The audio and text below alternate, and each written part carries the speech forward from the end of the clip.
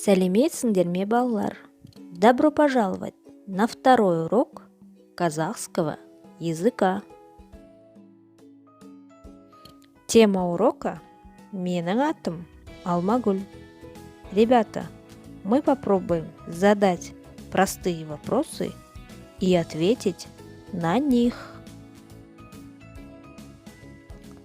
Для начала давайте вспомним слова, которые мы проходили на прошлом уроке. Сәлем. Сәлеметсіз бе? Сау болыңыз. Сау бол. А теперь внимательно послушайте диалог. Сәлем, сенің атың кім? Сәлем, менің атым Алмагүл.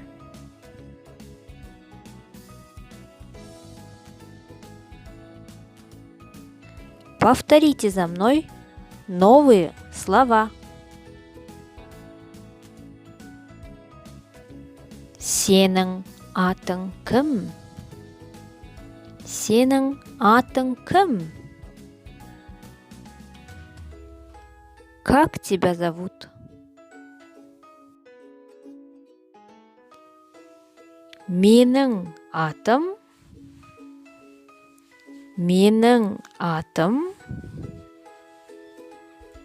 Меня зовут.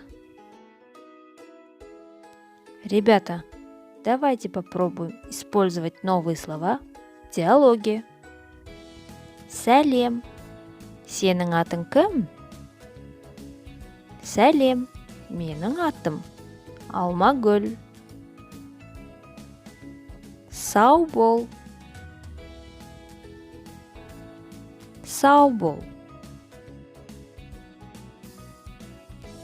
Давайте повторим пройденный материал. Сенің атың кім? Менің атым.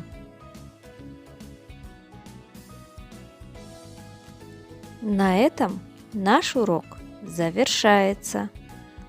Выучите новые слова. Постарайтесь использовать в разговоре. Сау болыңыздар, балалар.